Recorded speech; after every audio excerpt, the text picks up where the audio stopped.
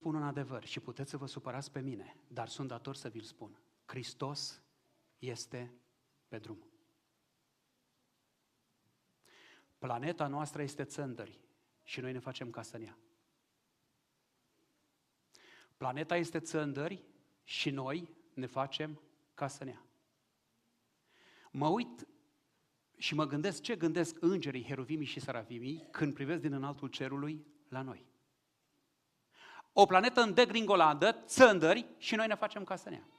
Noi încă tragem nădejde că putem împinge revenirea lui Hristos pe axa timpului după căsătoria copiilor, după vederea nepoților, după achizițiile pe care urmează să le facem, după, dar Hristos este pe drum. Și să nu credeți, cum spunea Ellen White, că astăzi biserica își dorește mai multă redeșteptare și reformă decât ce a dorit-o pe timpul lui Ioan sau pe timpul lui Martin Luther. Și aș vrea să vă întreb în modul cel mai serios. Cine ar trebui să pregătească calea ca Dumnezeu să poată veni? Cine ar trebui să pregătească calea? Vă rog.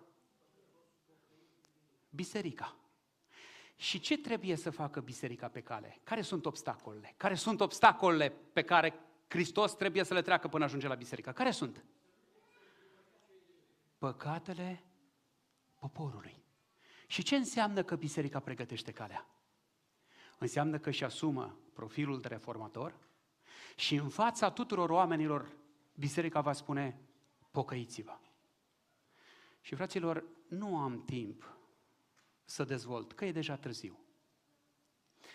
Dar tocmai pentru că se filmează, eu rămân consternat când noi discutăm despre sabat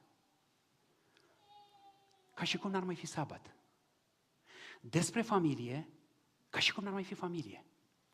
Îmi place autorul comentariului după Matei din colecția Zondervan, un autor desăvârșit din punctul meu de vedere. El spune că pe timpul lui Ioan Botezătorul erau 4 categorii de închinători și pe timpul nostru sunt 4 categorii de închinători. Așa în zbor de pasăre vi le spun. În primul rând, prima categorie de închinători pe timpul lui Ioan și pe care o regăsim și la noi, este a celor care vin la biserică, știu că sunt pierduți, dar nu le pasă. 2. Este a celor care vin la biserică, nu știu că sunt pierduți și nu le pasă. 3. Este a celor ce pe jumătate sunt convertiți. Asta este cea mai periculoasă categorie. Iar 4. Este a celor ce sunt convertiți, își înțeleg misiunea, își asumă mesajul lui Hristos și își doresc reforma.